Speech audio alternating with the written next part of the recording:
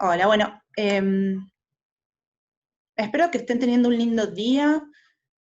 Como dijo Fernando, mi nombre es Jessica y soy psicóloga de formación, pero me dediqué a investigación y docencia, nada que ver, y me especialicé en estadística. Y parte de esto se dio a partir de que empecé a participar en una comunidad que es Arlequis. Entonces, les quiero contar un poco el contexto en el que surgen estas comunidades, un poco de mi experiencia en Arlequis y después las voy a dejar con Paloma, que les va a contar más en detalle acerca de otras comunidades. Bien. Bueno, les cuento un poco el contexto en el que nos encontramos en este momento, o hace unos años, y por qué surgen estas comunidades. En principio, hace mucho que ya no tenemos esos científicos individuales que estudian cada uno por su cuenta un tema, sino que lo que tenemos son organizaciones e institutos con cientos de miles de investigadores, y además tenemos una multiplicación en las disciplinas, sí tenemos muchas disciplinas distintas. De las disciplinas que estaban antes, se fueron creando ramas nuevas, la investigación está cada vez más especializada en aspectos muy específicos, y también lo que empezó a aparecer es un aumento de la cantidad de datos disponibles. ¿Sí? Parte por este aumento de los investigadores y las disciplinas, pero también por los desarrollos tecnológicos que empezaron a hacer posible cuantificar un montón de fenómenos que antes no, almacenar cantidades de datos que antes era impensable, y empezó a generalizarse el uso del análisis estadístico de esos datos, ¿sí? A la mayoría de las disciplinas. Simultáneamente, crecieron mucho los recursos computacionales para analizar esos datos y también nuestra accesibilidad a ellos, ¿sí? O sea, hasta ahora todo muy lindo. El tema es que con esto vino aparejado un aumento en la presión para publicar mucho y publicar bien. Y por bien no estoy hablando de la calidad tanto de los datos, sino de que la revista sea revista de alto impacto, ¿sí? Y la presión viene no solo por el hecho de cómo uno se desarrolla en su carrera académica, sino también porque es lo que determina nuestro acceso a becas, nuestro acceso a financiación o incentivos para nuestros proyectos, y también eventualmente nuestro acceso a cargos vinculados con ciencia, ¿sí? Con el desarrollo científico. Esto sumado a que hay un sesgo de publicación que hace que las editoriales y las revistas científicas muestren una preferencia por las publicaciones que muestran resultados significativos, de alguna forma empuja a los investigadores a priorizar la productividad por sobre muchas veces el cuidado metodológico, ¿sí? O lo lleva a analizar y reanalizar datos, ¿cómo se llama? Hace que terminen introduciendo un sesgo en la recolección de los datos, en los análisis de los datos, ¿sí? En la importancia que le dan a sus resultados, y es parte del sistema, digamos, el sistema lo fomenta, lo sostiene y hace que toda la producción sea así. Y empieza a generarnos cierta duda qué tan confiables son estos resultados, ¿sí? Entonces, si bien esto es importante en cualquier área, es particularmente importante en salud, porque el resultado de un estudio en salud impacta justamente sobre el bienestar de una persona. Entonces, la validez del estudio debería ser un objetivo importantísimo, ¿sí? Entonces vienen distintos investigadores a preguntarse si estos estudios que están proliferando, piensen que en 2016, no solo en salud, pero en general, en 2016 se publicaron, creo que eran 2.200.000 artículos científicos, ¿sí? ¿Qué tanto de eso es ciencia válida, no? Entonces, aparecen estos investigadores que se empiezan a preguntar, bueno, ¿cuántos de estos estudios son replicables, son reproducibles? Y hablamos de replicabilidad para referirnos a la consistencia en los resultados cuando nos planteamos la misma pregunta y utilizamos los mismos métodos, pero lo aplicamos a distintos datos. Y hablamos de reproducibilidad, o más bien de reproducibilidad computacional, cuando hablamos de qué tan consistentes son los resultados del mismo set de datos, realizando los mismos métodos, los mismos análisis, ¿sí? Eso también puede llevar a resultados distintos. Y con lo que nos encontramos es con lo que hoy en día se llama crisis de reproducibilidad. En 2016 se entrevistó a 1.500 científicos y el 70% manifestó no haber podido replicar al menos un estudio. Empezaron a distintos grupos de trabajo a intentar reproducir estudios importantes, y lo que nos vamos a encontrar es que hay muchos que no se pueden reproducir de forma completa o parcial, ni siquiera. En este proyecto que les muestro acá, que es un proyecto del Center for Open Science, lo que están intentando hacer es replicar 50 estudios de alto impacto sobre biología del cáncer. Recién llegaron al número 13, y de esos 13 primeros estudios, 3 pudieron reproducir por completo, 5 solo parcialmente, 2 no pudieron interpretarse los resultados, y 3 no pudieron directamente reproducirse, lo cual da un poquito de miedo. Bien, si dejamos de lado la posibilidad de que hay investigadores malintencionados y que procesan datos de forma fraudulenta, ignorando eso, lo cierto es que con las mejores intenciones, todo el proceso es poco transparente. A lo que me refiero es que nosotros, solamente hablando del análisis de los datos, o sea, ni pensar en metodología, recolección de datos, solo pensando en el análisis, tomamos un montón de decisiones durante el proceso, algunas más importantes, como qué estadístico usamos, algunas mínimas, que igual son relevantes, pero decir, bueno, eliminé una observación porque tenía tiempos de respuestas más grandes de tanto, o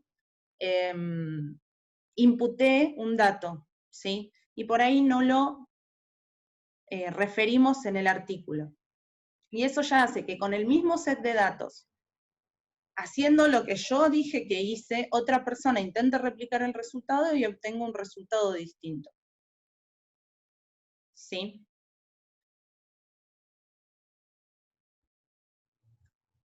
La ciencia abierta, o Open Science, viene a dar una respuesta a este problema. Intenta solucionar esta crisis en la que nos encontramos. Y básicamente propone un enfoque del proceso científico que está basado en el trabajo cooperativo, más que en la competición, que es en lo que nos encontramos ahora, ¿sí? ¿Quién publica más, quién publica más?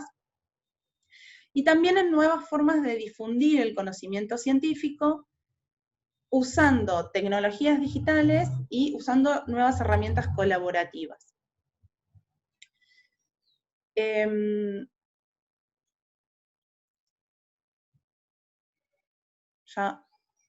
no, está bien. Bien. Hay 6 premisas que se encuentran en la base de la ciencia abierta.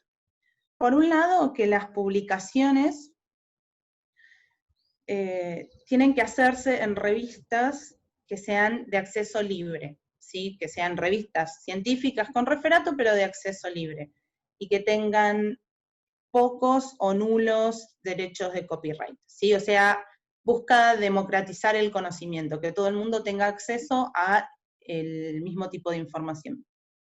Otra de las premisas es que los datos tienen que poder ser accesibles por cualquiera, ¿sí? De hecho, hay revistas que hoy en día nosotros podemos enviar algo que se llama preregistro, donde presentamos un plan del estudio que vamos a llevar a cabo, nos hacen una evaluación de ese plan, como si fuera la revisión de un artículo, y nos devuelven observaciones, modificaciones para hacer, o nos lo aceptan como un artículo. Y una vez que está aceptado, nos garantizan que una vez que llevemos a cabo el estudio, y si cumplimos con las pautas que dijimos que íbamos a hacer, nos publican los resultados, ¿sí? Y junto con los resultados, uno tiene que incluir la base de datos y tiene que incluir también el código que utilizó para hacer el análisis.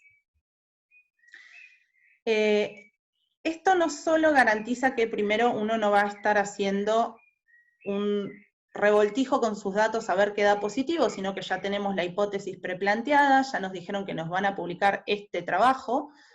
Si la hipótesis no da, se publica igual, entonces eso no tienta al investigador a forzar resultados, y también hace que otras personas que tienen acceso a esos datos puedan volver a probar el análisis, eso da validez a nuestro estudio, puedan utilizar esos mismos datos para responder otras preguntas, nos citan, también nos sirve, y los puedan usar para cotejarlos con sus propios datos. Así que, por donde lo vean, ventajas.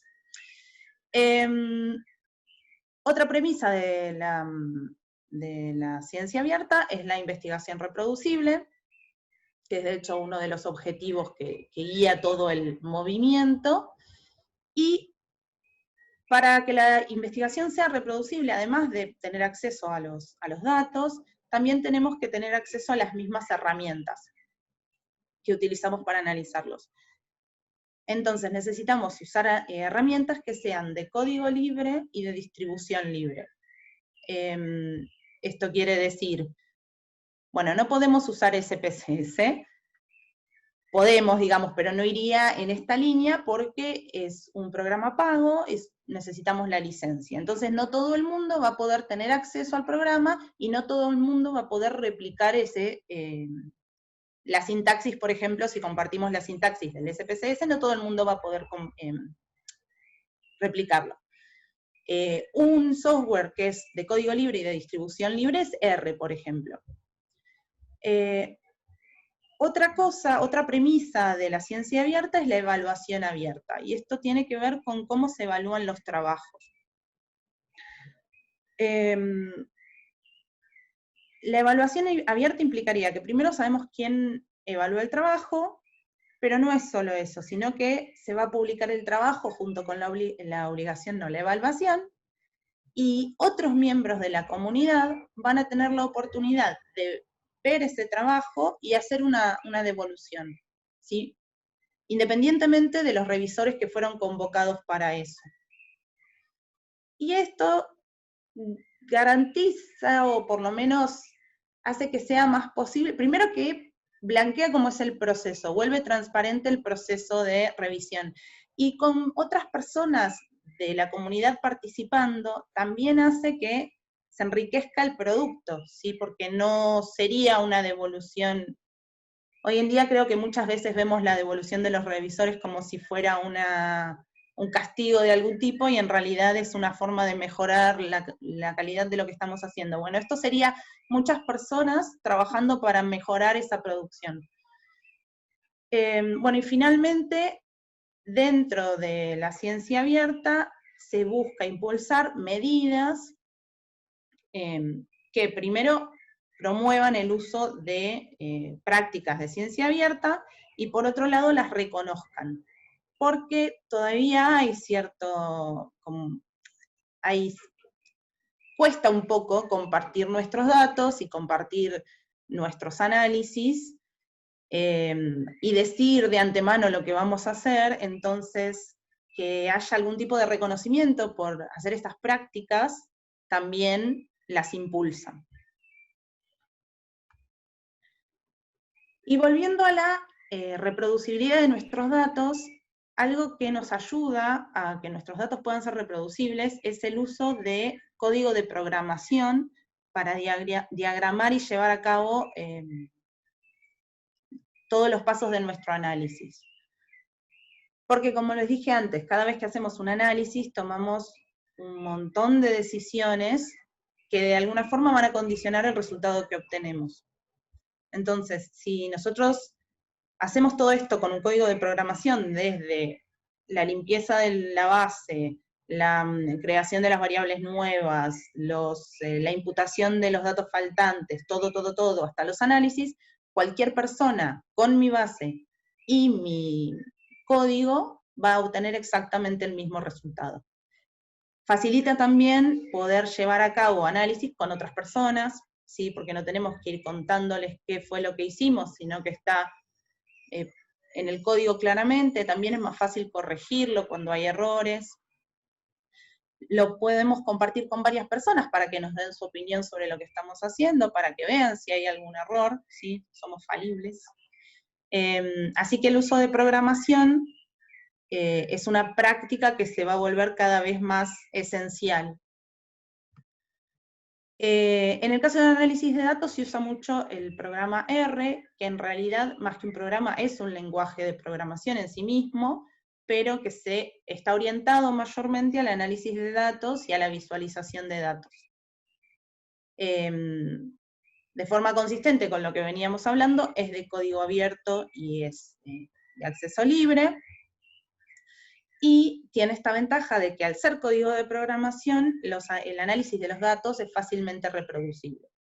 Tiene la desventaja, no sé si para todo el mundo, pero para mí y para la gente que conozco, de que es poco intuitivo, y si no venimos del palo, si nunca vimos código de programación antes, es bastante intimidante.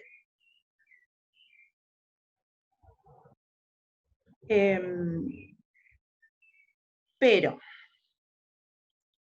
como veníamos diciendo, hay una gran disponibilidad de datos. Necesitamos utilizar métodos estadísticos para hacer el tratamiento de esos datos y queremos formar parte de esta movida de la ciencia abierta porque es el camino a seguir para tener una buena calidad de producción científica. Entonces, necesitamos sí o sí, si queremos estar en ciencia, si queremos hacer ciencia, necesitamos tener una formación en análisis estadístico y en las herramientas que se necesitan para llevar a cabo esos análisis, ¿sí? O sea que algo de programación vamos a terminar necesitando saber. Y muchas veces la formación que tuvimos en estos temas es nula, iba a decir es poca o nula, pero en general es nula, y ahí es donde entran en juego estas comunidades de las que hablamos inicialmente, estas comunidades de práctica. Una comunidad de práctica es un grupo de personas que comparten saberes y aprendizajes que son transversales a distintas profesiones. Los une siempre un tema específico, un tema que sea de interés para todos. Por ejemplo, en mi caso, la comunidad a la que yo me sumé es de R, ¿sí? Ese es el tema que nos une. Y lo que buscan hacer es fomentar el aprendizaje colectivo, ¿sí? El trabajo en comunidad y el crecimiento grupal. Apuntan mucho a que uno se vaya desarrollando en conjunto con el resto. Si bien cuando asistimos a algún taller, por ejemplo, lo hacemos de forma individual, lo cierto es que todo el tiempo estamos recibiendo ayuda y ofreciendo ayuda a nuestros compañeros. Hay distintos niveles de desarrollo y eso hace que nos podamos ir compensando. Uno puede proponer un taller, cualquier persona de las que asiste puede proponer un taller y participar de esa forma. Entonces, la idea es empujarnos a todos, avanzar todos en conjunto, ¿sí? Y esto se aplica a actividades profesionales o actividades académicas. Como les dije antes, yo participo puntualmente en R-Ladies o R-Ladies, que es una organización internacional que está abocada a promover la diversidad de género en la comunidad de R. Hay un capítulo acá en Buenos Aires, que de hecho Paloma es una de las fundadoras, y esta comunidad está formada por un grupo de personas que usan R o quieren usar R, y que se reúnen periódicamente para intercambiar experiencias y conocimientos sobre esta temática. En esos encuentros se dictan talleres muchas veces sobre herramientas específicas de R o paquetes. Los talleres los dictan algunas veces personas que son como las organizadoras, digamos, fijas, a las que uno en realidad puede sumarse cuando quiera participar de esa forma, pero también puede cualquiera de los asistentes, no me sale promover y no es lo que quiero decir, ofrecer, que tampoco es lo que quiero decir, un taller que quiere dar, un tema que quiere ver. Son espacios donde también se comparten novedades sobre eventos que estén relacionados a esta temática, o se discute sobre temas principalmente vinculados a programación, a R más específicamente, o a ciencia de datos. Y toda persona interesada en este tema es bienvenida, independientemente del nivel de desarrollo que tenga en R. Que de nuevo, yo cuando empecé, si no lo dije antes, si lo dije antes lo repito, perdón, cuando empecé creo que lo único que tenía era instalado R, lo había visto 3 veces, pero me había resultado muy frustrante, porque específicamente en mi equipo de trabajo soy la primera que lo aprendió, y nadie tenía intenciones de dejar ese PCS,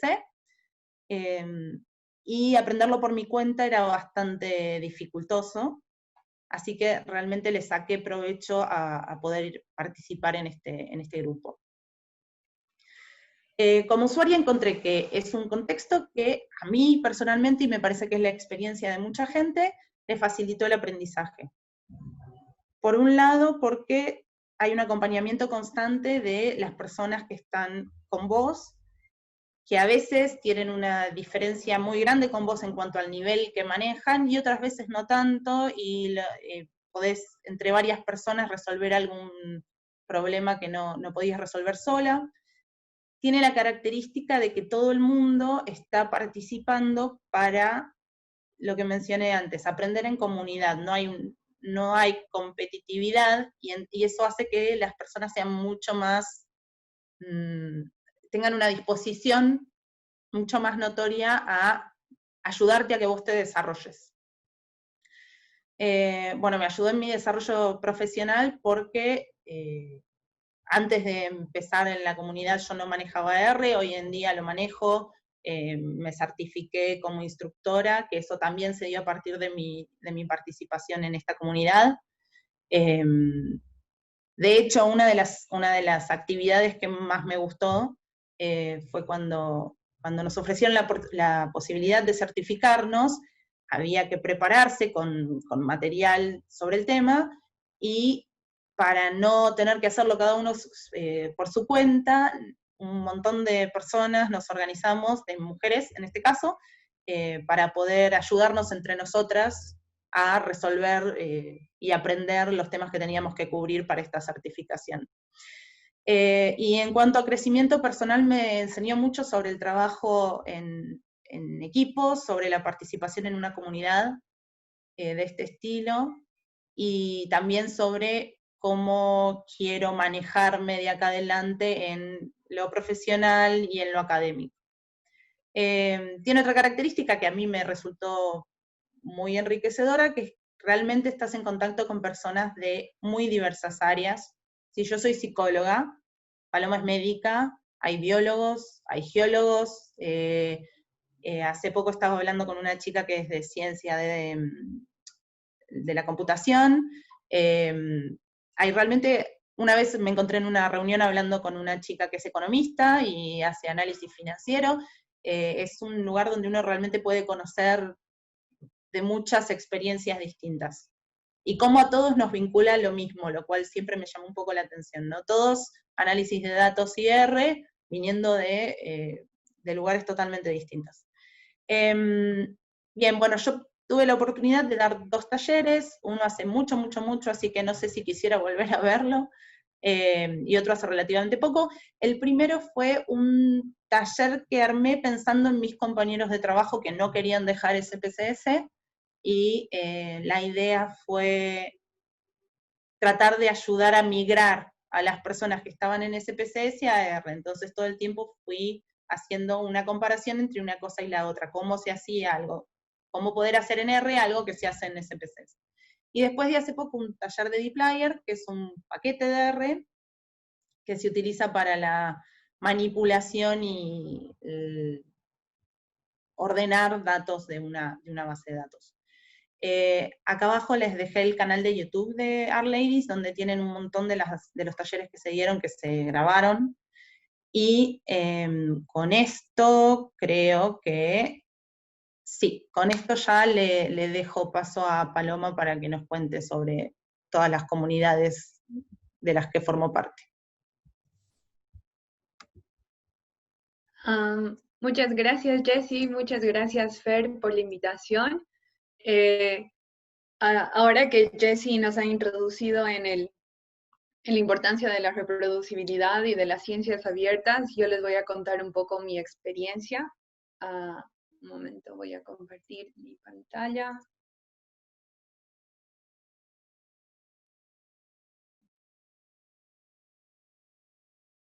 Perfecto.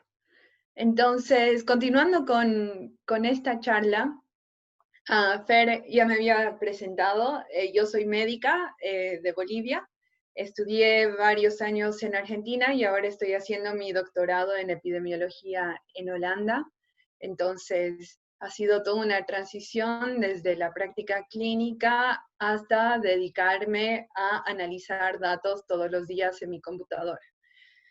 Si bien puede que no suene muy cool ser epidemióloga, también me puedo, dependiendo de con quiénes esté hablando, podría considerarme como data scientist en ciencias de la salud.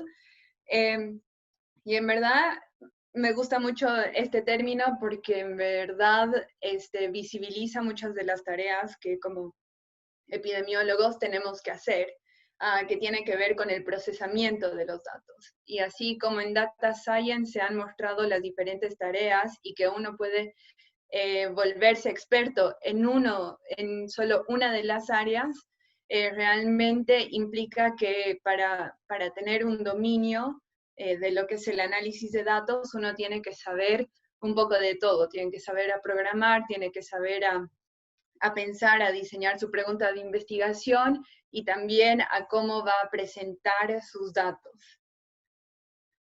Entonces, hay muchas comunidades que son muy amigables y que se están desarrollando en Latinoamérica y voy a hablar de una que otra que están más a este lado del charco en Europa, pero que están como impulsándose y creciendo tan rápido que prontamente estoy segura que también van a ver en Latinoamérica.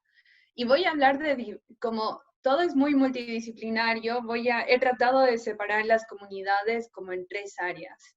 En comunidades específicas para el lenguaje de R, y voy a hablar un poco de R-Ladies, de Latin R y de datos de miércoles. Luego, comunidades específicas en lo que es ciencias abiertas u Open Science, y en esto voy a hablar un poco del trabajo de ReproHack, de la comunidad de ciencia abierta en Rotterdam, de R Open Science y en el Turing Way. Y por último voy a hablar de las comunidades que están enfocadas en relación a la educación en programación o en la alfabetización en programación en diferentes comunidades y científicas, científicos que están en diferentes áreas aplicadas, pero que necesitan aprender a programar. Entonces, voy a empezar con R-Ladies porque es la razón por la cual he empezado a involucrarme en comunidades. Esto lo empezamos con Laura Acción en Buenos Aires en enero del 2007 y fue el primer capítulo activo en Latinoamérica. Y ahora hay más de 50 capítulos en Latinoamérica y dentro de los capítulos más grandes hay más de 2.000 usuarias o 2.000 personas inscritas a uno de estos capítulos en cada ciudad. Entonces, el boom que ha tenido R-Ladies ha sido sumamente importante y esto en verdad está reflejando la necesidad de crear estos espacios seguros y colaborativos para que las personas puedan aprender un lenguaje de programación, pero de una forma amigable, segura, acompañada, sin jerarquías, y aprender de forma interdisciplinaria, que creo que es algo muy valioso, como iba diciendo Jessie. Entonces, R-Ladies ha sido mi primera experiencia, que a la vez ha sido la primera vez en la que yo estaba siendo organizadora. Y bueno, algo que ha sido muy importante para mí no solo ha sido el espacio para aprender ERE, que tal vez dentro de mi área era también una herramienta que no se estaba utilizando todavía, se utilizaba más Stata, pero a la vez el participar como organizadora y fundadora de R-Ladies me ha permitido desarrollar ciertas habilidades que se denominan habilidades blandas, que tienen que ver con cómo trabajar en equipo, cómo liderar una comunidad, cómo hacer visibilidad de lo que uno hace, etc. Y así como ha crecido R-Ladies en Latinoamérica, también creció a nivel internacional. Entonces yo cuando me aceptaron para el doctorado en Holanda, llegué a una ciudad que no conocía mucho, pero llegué a un grupo de chicas que estaba pensando fundar R-Ladies Rotterdam. Entonces, es una comunidad muy distinta a la que se encuentra en Latinoamérica, es una comunidad más pequeña, donde los temas que se tratan son diferentes, pero lo que me ha permitido es hacer networking. Tenemos como una red muy fuerte de doctorandas y doctorandos en diferentes áreas, no solo en áreas de la salud, sino también en ciencias económicas, biológicas, etc. Y hemos podido expandir no solo al lenguaje de ERE, sino también a herramientas que acompañan la programación, como ser herramientas que te permiten hacer versión de control. Entonces, aprender sobre Git y aprender sobre GitHub ha sido uno de los talleres más importantes que hemos desarrollado acá y que también se ha desarrollado el año pasado en Buenos Aires ya. Y bueno, durante la pandemia lo que hemos estado realizando ha sido convocar a todos los capítulos de R-Ladies en Holanda y armar lo que es un book club. Nos reunimos cada 2 semanas para llevar adelante la lectura del libro de Advanced R. Entonces, esto nos ha permitido encontrar un espacio donde muchas querían empezar a leer este libro, pero no se animaban porque es pesado, es muy teórico, ya no es solo de cómo aplicar ERE, sino de cómo programar, cómo armar tus funciones, tus paquetes, qué está detrás de lo que uno ve y cómo pensar en relación al lenguaje de programación. Y ha sido como una experiencia muy interesante poder compartir cada uno de estos capítulos junto con no solo chicas en Holanda, sino que dado que por la pandemia todo se ha virtualizado, hemos tenido expositoras de México y tenemos muchas compañeras de Latinoamérica y también de África que se han unido a nuestro book club. R-Ladies ha sido tan importante en Latinoamérica que en verdad ha llevado a la fundación de lo que es Latin ERE, y tenemos a Yani, que justo está conectada con nosotros en este momento, que es una de las chairs de Latin ERE. Latin ERE es una conferencia latinoamericana sobre el uso de ERE en investigación y desarrollo, que inicia a partir de discusiones que se estaban generando en Latin ERE, que por qué las conferencias más grandes en ERE se daban en los Estados Unidos o en Europa, que no son accesibles para nuestra comunidad en Latinoamérica. Entonces, sí, nosotros no podíamos ir a esas conferencias por los costos, entonces nos íbamos a traer lo mejor de esas conferencias para Latinoamérica. En ese sentido, en el 2018 empieza Latin ERE en Buenos Aires, el 2019 fue en Chile, Este año fue virtual y el próximo año va a ser en Montevideo, pero con una modalidad conjunta virtual. Lo lindo de esta comunidad, porque ahora se ha vuelto una comunidad, no solo es la conferencia, sino que hay un espacio activo muy importante en el Slack. Hay un Slack en Latinere que todos se pueden sumar y es un espacio donde se está generando diferentes trabajos colaborativos.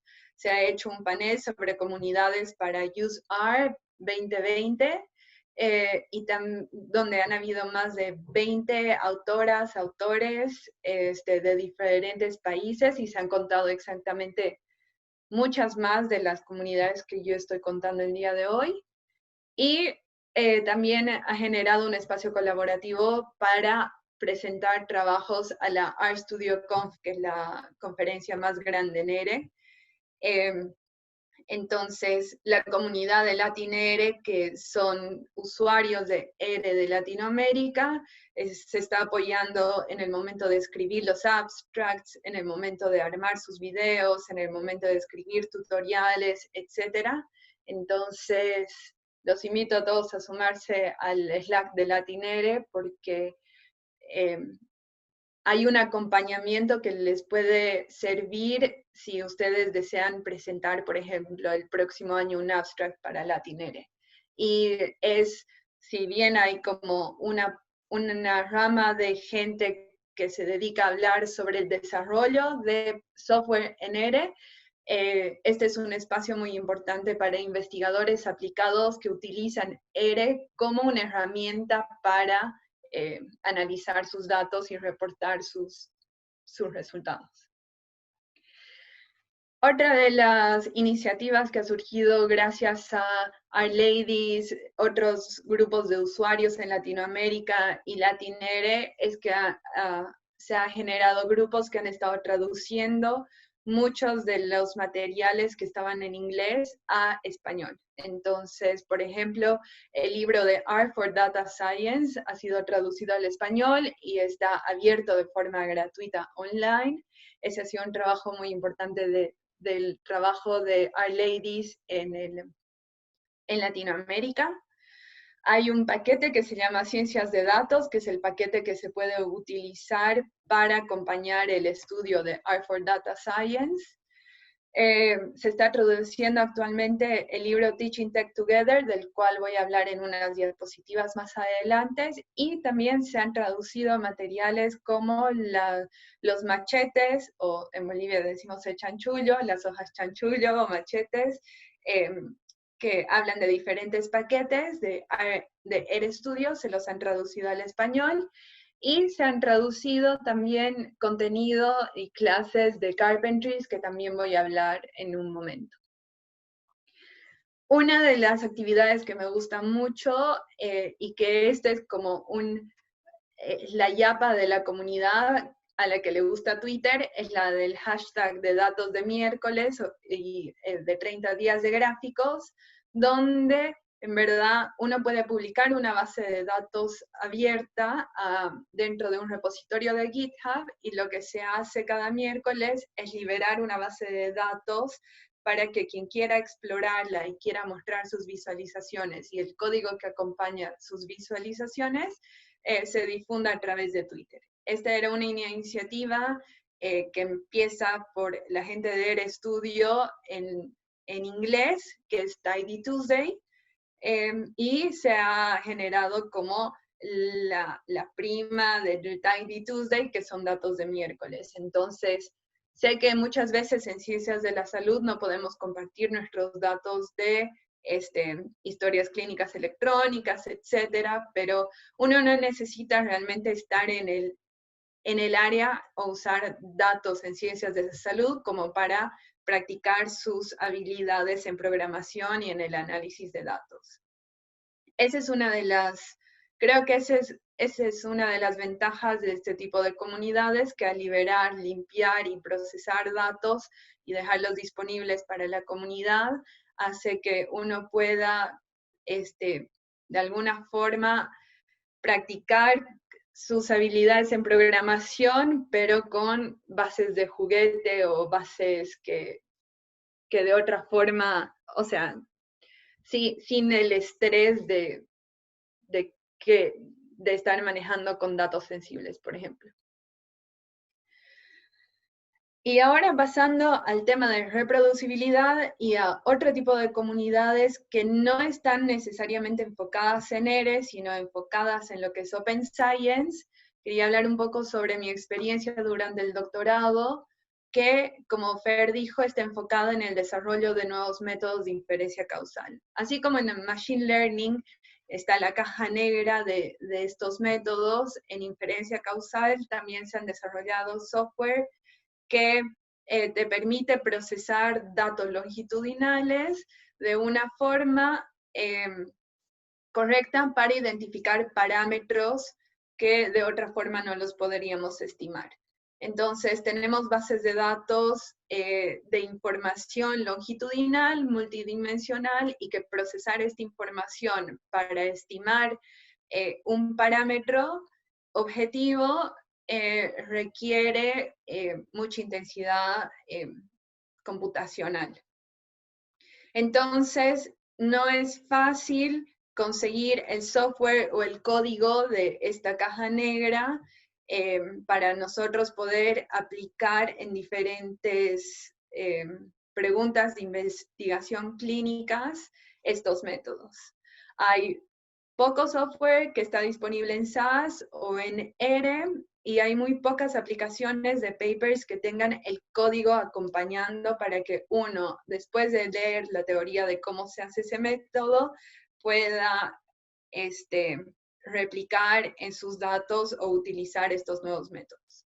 Entonces, ha habido una necesidad de utilizar software que no era fácilmente accesible, y que por suerte, había un par de papers que sí tenían el código publicado, que ha sido la razón por la cual he podido seguir adelante mi doctorado.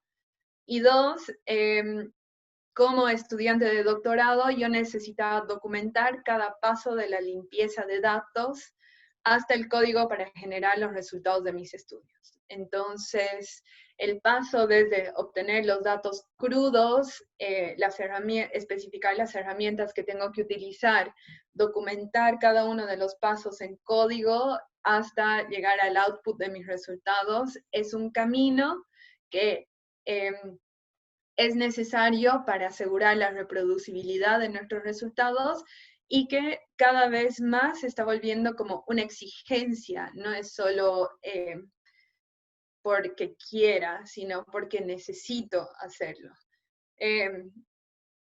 Y una de este camino de Open Science está muy bien descrito en el The Turing Way, que es una comunidad en la que pueden encontrar en Twitter, y que tiene un libro abierto gratuito que te lleva paso a paso para entender todos los pasos y procedimientos para hacer tu trabajo reproducible.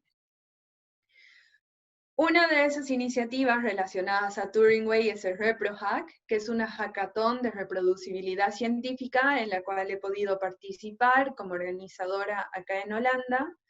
Y en esta hackathon uno puede participar de dos formas, ya sea enviando un artículo para que los participantes puedan reproducirlo el día del evento, o como participante, lo que uno hace es elegir un paper que tenga código y datos acompañantes y tratar de reproducir el artículo en base a esta información. Y al final del día, el participante le devuelve al autor o a la autora los comentarios y un feedback en el cual le cuenta si ha podido o no reproducir los datos. La primera versión en español se ha realizado este año de forma virtual en el Latin ERE, y hay varias modalidades de ReproHack, y uno, si está interesado en este tipo de evento, puede organizar su propio ReproHack en su comunidad, en su institución, en la universidad, en el hospital, etc. De nuevo, uno puede pensar que tal vez en este caso de que la reproducibilidad solo es en relación a abrir nuestros datos, pero en verdad no es así porque, bueno, justo en la limitación de las ciencias de la salud tenemos datos sensibles que no se pueden liberar, pero sí se pueden crear como datos sintéticos que tengan las características de nuestros datos. Entonces uno puede presentar datos sintéticos y el código que acompaña, que ha sido el mismo código que se ha utilizado para realizar el análisis de tu paper. La reproducibilidad es solo uno de los pasos para impulsar las ciencias abiertas, pero que requiere puede ser todo un área para aprender. Dentro de estas iniciativas de Open Science está Open Science, que esta sí está muy vinculada con ERE, que es una comunidad que incentiva la cultura de la investigación abierta y reproducible utilizando datos abiertos y software reutilizable. Lo que hacen en Open Science es proveer la infraestructura técnica y un equipo de peer review que disminuye las barreras al construir software abierto. O sea, si uno está desarrollando un paquete en ERE, puede que haya muchas limitaciones en cómo hacerlo para que se publique en CRAN, que es el repositorio más grande donde están los paquetes, o cómo cerciorarse que el paquete que yo construya va a ser útil y va a poder ser utilizado por una mayor comunidad. Entonces ahí está Open Science, que de forma gratuita y colaborativa te provee el peer review que uno necesita para construir su paquete de la mejor forma. En su página web dan acceso a herramientas y mejores prácticas para visibilizar el contenido, y en verdad esto para mí ha sido muy útil porque al estar justamente en un área que está en constante desarrollo, donde se están desarrollando los paquetes y el software para acompañar este tipo de análisis, me ha tocado ser revisora de paquetes en ERE, como el paquete de G-Fórmula o tanto en revistas clínicas como en PLOS ONE, en PLOS Medicine, me ha tocado ser revisora de paquetes que acompañaban un método específico para ciencias en la salud. Entonces, uno tal vez es acostumbrado a hacer peer review de artículos científicos, pero como uno hace peer review de un paquete, Open Science tiene mucha información que ayuda en eso, específicamente en eso. Y también lo que hacen es generar una cultura que valora a los desarrolladores y a los usuarios de software. Luego está Open Science Community Rotterdam, que en verdad es una iniciativa que promueve y adopta las prácticas científicas abiertas y transparentes en cada etapa de la investigación, desde conceptualizar una idea, preregistrar, hasta el producto final. Y puse esta porque en verdad es como una iniciativa que es tanto en el hospital donde trabajo, vinculado con la Universidad de Erasmus, que es de Business and Management. Entonces, esto es porque Open Science está exigiendo en diferentes disciplinas, no solo en ciencias de la salud, en psicología, sino está abarcando otras ramas. Y ahora paso a dos comunidades que tienen que ver más con la alfabetización en programación. La primera es de Carpentries, que desarrolla cursos open access, colaborativos, y en relación a la investigación de software fundacional, o sea, tienen cursos de ERE, Python, Git, Unix, SQL, etc. Tienen cursos gratuitos para mejorar las habilidades analíticas, como la limpieza de datos, visualización, reportes reproducibles.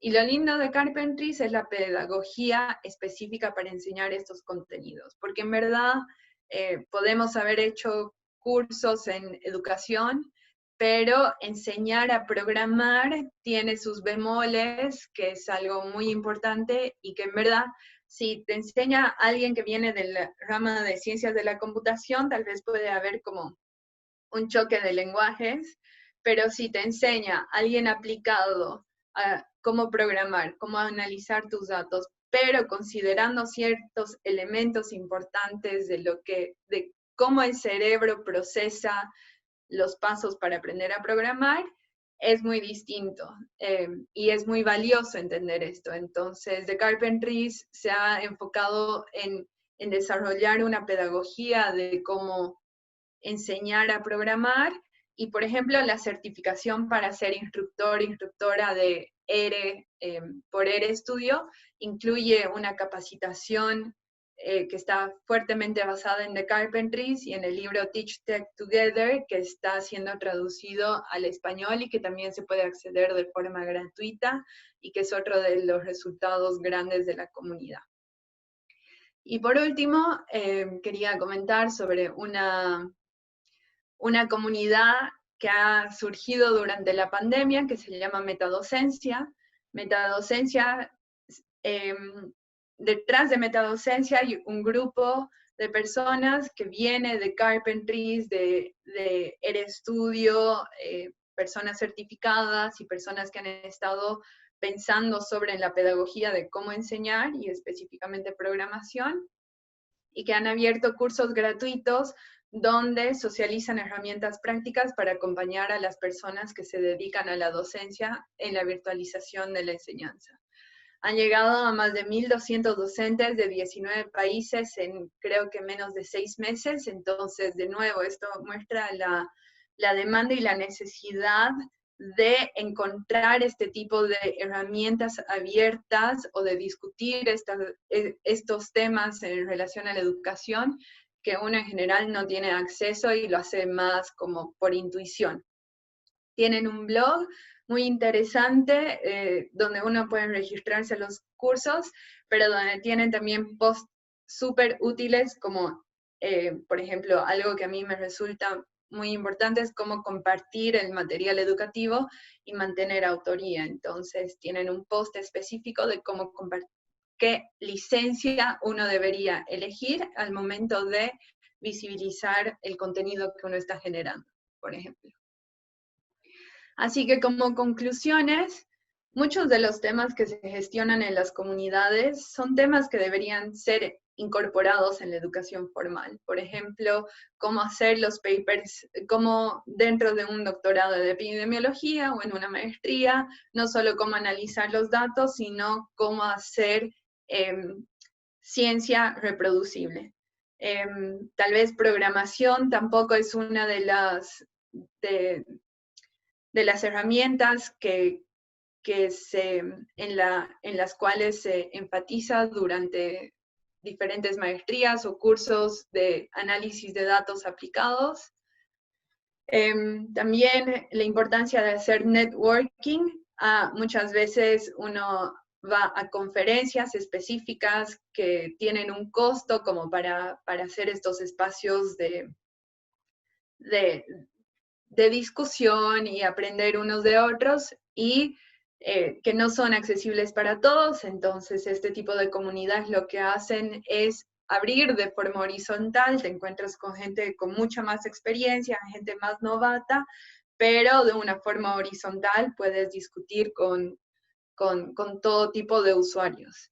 Y algo, si uno decide ser organizadora, organizador de una de estas comunidades, es que creo que uno desarrolla las habilidades blandas que también tienen con cómo liderar o gestionar un equipo de trabajo, que son muy importantes para hacer nuestros equipos muy cuidados. Hay muchas comunidades interesantes que no solo llenan el vacío de estas cosas que nos enseñan en la educación formal, sino que también abren puertas y oportunidades, y creo que esto es lo más valioso que nosotros podemos rescatar a nivel de Latinoamérica, porque de alguna forma están eliminando muchas barreras que tiene con lo que se está gestionando en el norte. Twitter y Slack son dos de los medios donde se arma la fiesta, así que para estar enterado de qué es lo que está pasando en comunidades y estas dos herramientas son muy útiles. Y bueno, ahora que los eventos son virtuales, muchas de estas comunidades están desarrollando lazos más fuertes a nivel internacional, así que tal vez hoy, la próxima semana, si quieres, te puedes juntar a un evento virtual que esté pasando en los Estados Unidos, o en Europa, o en África, etcétera. Entonces ya no hay barreras ni visas prohibitivas, así que no se queden fuera. Y esta es una frase que recordamos mucho, es que si quieres llegar rápido, viaja sola, pero si quieres llegar lejos, viaja acompañado. Entonces, si a nivel Latinoamérica queremos estar a la par o estar también en boga de lo que es la reproducibilidad en ciencias de datos, en lo que es el desarrollo de herramientas de programación, tal vez podríamos llevar rápido solos, pero en verdad creo que aprendiendo a programar es muy estresante, entonces creo que incluso llegas más rápido si vas acompañada. Pero bueno, uno se siente mejor cuando uno está en comunidad. Así que muchas gracias a Lau, que no pudo estar, y a Yani también, porque muchas de estas discusiones y de la información ha sido parte del material que se está generando. Y con eso termino. Gracias.